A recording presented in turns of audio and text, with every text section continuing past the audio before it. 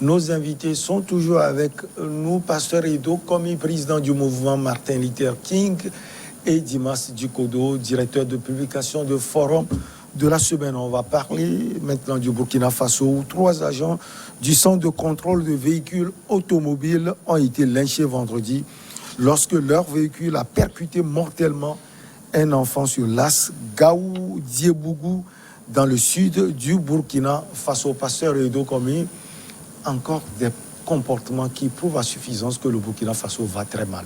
Non, le Burkina Faso va être mal. C'est des comportements d'abord. C'est comportements sauvages.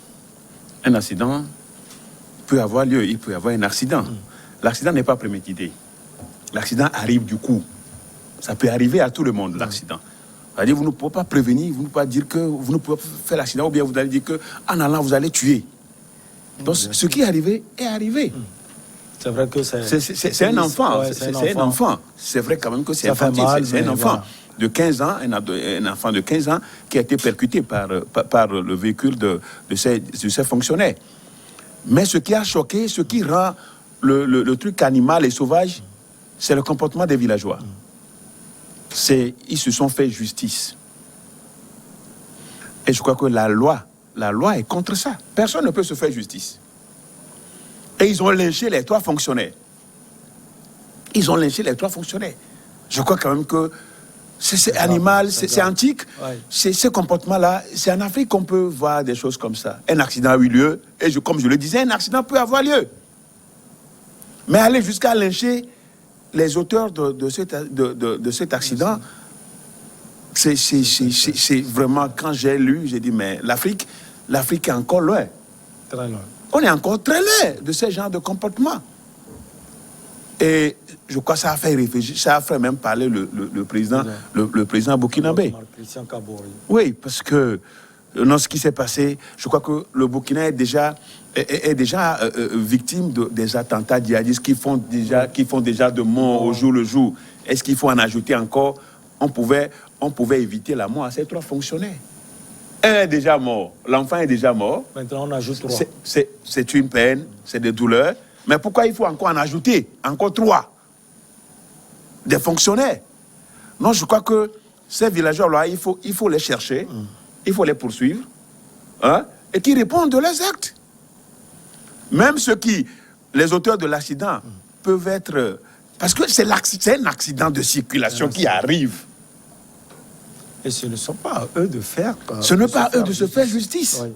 C'est vrai quand même que la vie de l'enfant, c'est parti, mais aller régler le compte, ce règlement de compte jusqu'à lyncher 3 autres, ce village-là, il faut quand même aller, je ne sais pas, comment dirais-je, ce village est hanté, c'est un village c'est un milieu qui est hanté.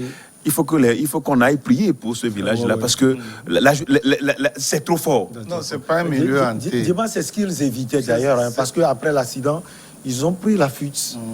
Parce qu'ils craignaient pour leur vie. Oui, naturellement. Ils ont été attrapés. Ils ont été rattrapés. Dans un champ, puisque dans un champ de maïs. Les corps ont été retrouvés dans un champ de maïs. Aïe, aïe, aïe. Bon, ils auraient peut-être resté dans la ville. Quelqu'un aurait pu dire... Les sauver, les sauver. Voilà. Mais très souvent, quand ça arrive, il faut fuir pour aller se réfugier dans le commissariat. Voilà, justement. Moi, j'avais rencontré ce phénomène à Azaon. Il y avait un avocat de renom au Togo, qui, dans le tournant d'Azaon, là, de Bawakondi, revenant de Palémé, a percuté un gars à vélo, un vieux, un vieil homme, qui est sauté, il a percuté, le monsieur est projeté en l'air et est venu... mourir sur place. Sur le champ, il est tombé et puis... il est mort sur le champ. En tout cas, les médecins qui étaient venus ont constaté, ils ont dit que le monsieur est décédé. Et bizarrement, il est parti serrer un peu, il sort de la voiture, il reste là-bas pour se justifier. Il dit, monsieur, rentre dans ta voiture, va te faire signaler à la gendarmerie de Kévé. C'est ce qu'il a fait. Juste quand il rentrait dans la voiture... Les gens sont rués sur lui. On allait le tuer là-bas, on allait le lyncher. C'est le premier cas. Le deuxième cas, ça s'est passé dans un village sur la route d'Accra. Et c'est pour ça que vous allez voir que sur la route à Flao, Accra, là, il y a maintenant des dos d'âne des ralentisseurs. Oui, parce que un élève était percuté à bord, hein, et la police était débordée. La police locale était débordée. Il a fallu des renforts des militaires venus d'Accra pour venir. Oui, puisque toute la voie était d'ailleurs bloquée. La circulation était bloquée, on ne pouvait pas passer. Donc, c'est pour dire que quand ça arrive souvent, bon, le premier réflexe, c'est d'aller se réfugier. Ne pas fuir complètement. Hein. Ouais, si vous fuyez, c'est grave. Donc, vous vous réfugiez pour qu'on ne vous lynche pas. Peut-être que ces fonctionnaires, leur fuite, c'est vers peut-être un endroit sécurisé. Mais ils ont été rattrapés. Ils ont été rattrapés par les populations en furie.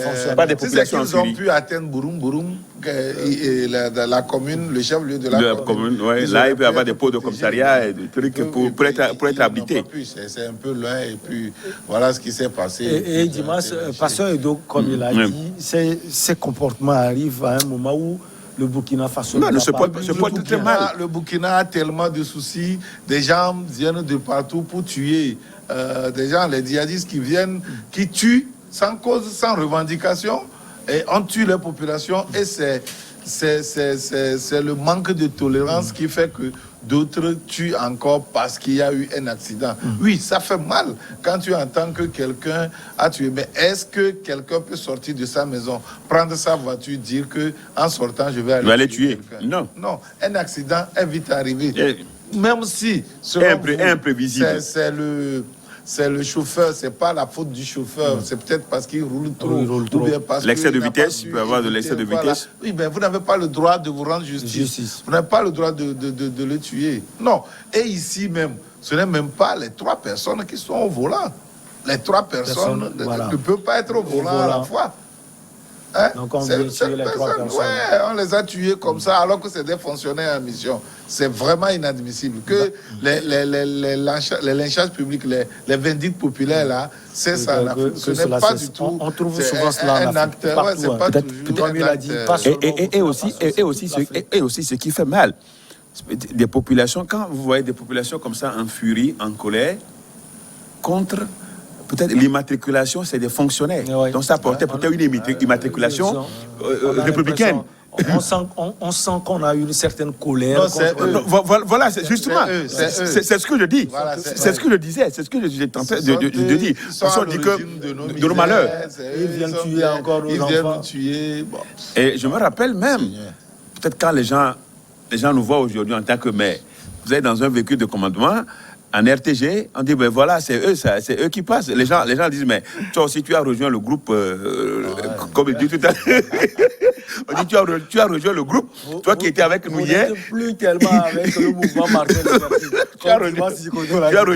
Tu as rejoint le groupe. Comme tout à l'heure, j'ai vu une réaction simple, ici, quand je suis arrivé, mais j'ai compris que c'était pareil. C'est pareil. C'est pareil. Donc, c'est pour dire que des populations en furie, vous prenez l'argent de notre pays, vous prenez l'argent du pays pour être dans des véhicules. Alors, il y a des gens qui ont ce réflexe. Ça, il ne faut jamais exclure cela. Il ne faut jamais exclure cette hypothèse-là, que les gens soient en furie. Les gens ne trouvent pas à manger, ils vont dire, mais vous passez, vous êtes dans vos missions, vous avez des frais de mission, tout ça là. Donc, quand ça rentre, mais on ne doit pas se comporter comme ça. C'est juste une manière de distinguer les véhicules d'État par rapport aux véhicules personnels. Donc c'est ça. Ces gens-là, demain aussi, leurs enfants seront dans ces genres de véhicules. Bon, donc ce qui s'est passé, moi je le disais, c'est sauvage. Quoi qu'on en dise, c'est sauvage. Et quelquefois, on dit que le fait de se régler avec ces genres de groupes ésotériques et autres, c'est il y a beaucoup de... Il y a beaucoup de... Vous dépassez quelqu'un, vous l'éclaboussez un tout petit peu. Bon, éclabousser. Vous allez voir leur réaction. Ils vont dire que c'est il vient nous gérer. C'est ça. Or, actuellement, la voiture... Avant, la voiture était pour les riches. C'était de luxe. Aujourd'hui, c'est une nécessité. Et surtout avant, quand on marchait souvent dans les ruelles, partout en Afrique, on n'en parle pas.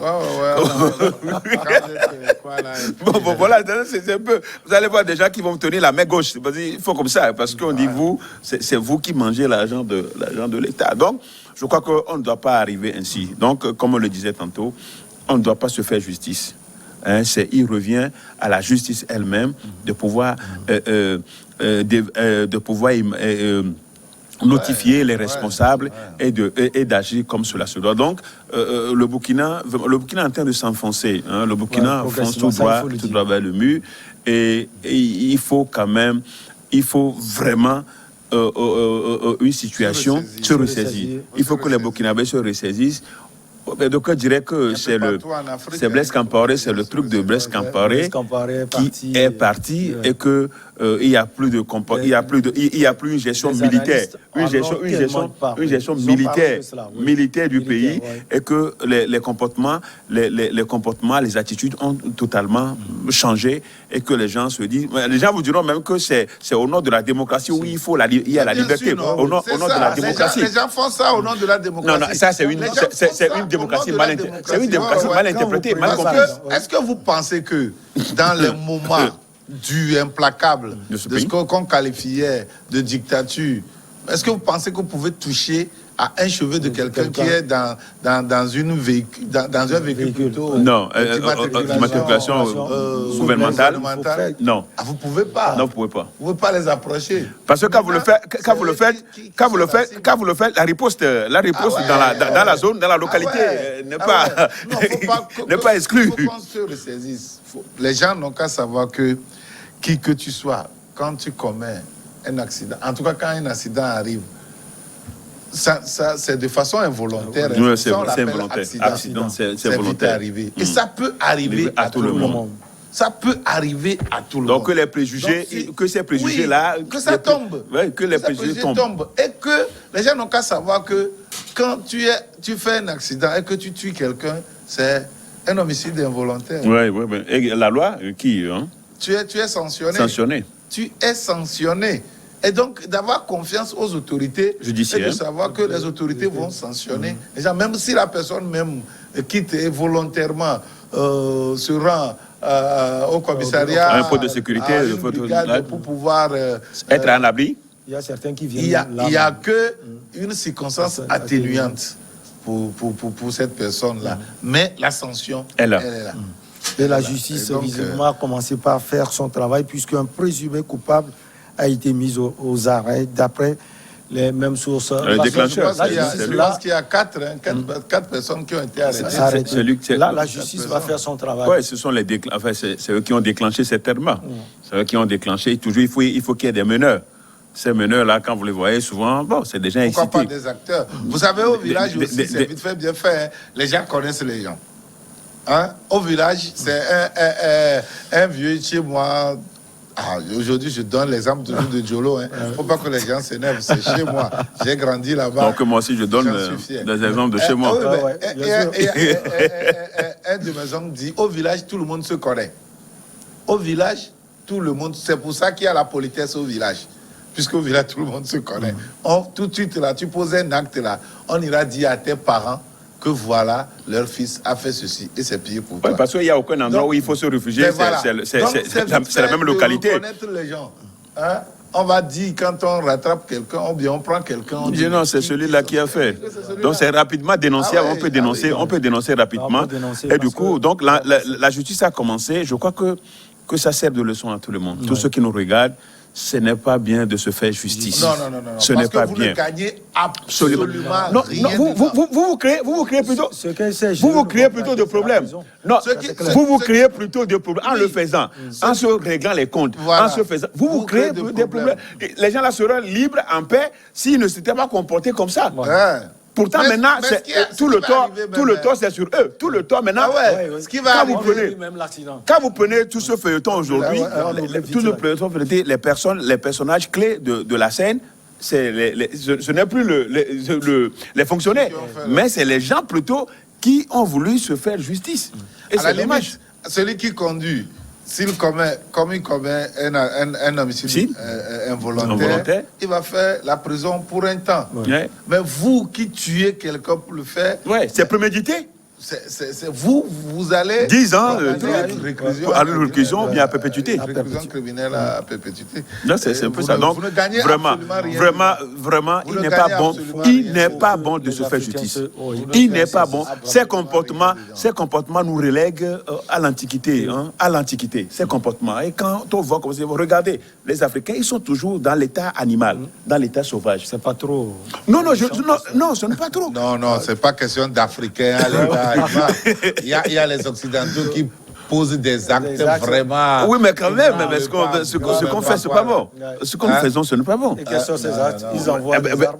Non, mais, vous imaginez que vous avez un accident comme ça, les gens vont se comme ça. C'est ça, on voit des gens qui commettent des crimes abominables. Oui, mais non, mais je dis un accident, est-ce qu'il peut y avoir des gens qui tuent leur famille, qui retournent. Non, c'est vrai, comme il y a des crimes, il y a des crimes passionnels, il y a des crimes passionnels qu'on retrouve, mais je ne pense pas que des crimes crapuleux même qui se déroulent. Parce qu'ils ont vu que celui-ci, ils ont tel intérêt, il y a tel testament, il y a telle assurance qui peut sortir. Les gens tuent leur couple. Bon, les gens s'entretuent même. Les gens peuvent se tirer sur lui-même. Bon, la bestialité du comportement humain n'a pas de couleur de peau. C'est pas le propre. C'est en nous. En fait, c'est en nous. C'est en tout être humain. Oui, c'est en tout être humain. Quand vous maîtrisez cela, vous ne pouvez pas le faire valoir. Vous savez, dans une société, il y a 3 sortes d'individus. Il y a ceux qui se comportent conformément aux normes, c'est les gens normaux. Il y a ceux qui chaque fois sortent des normes, donc c'est les déviants sociaux, et puis il y a d'autres qui choisissent carrément de se mettre en marge. Je pense que les sociologues en parlent chaque fois. C'est ça. Donc, si la personne est un déviant, on peut le ramener. On peut le ramener sur la loi. Les déviants, ceux qui sont les marginaux. Les marginaux, là. Vous avez beau faire, ils ne reviendront jamais à la loi. On va donc marquer la petite pause et on revient après.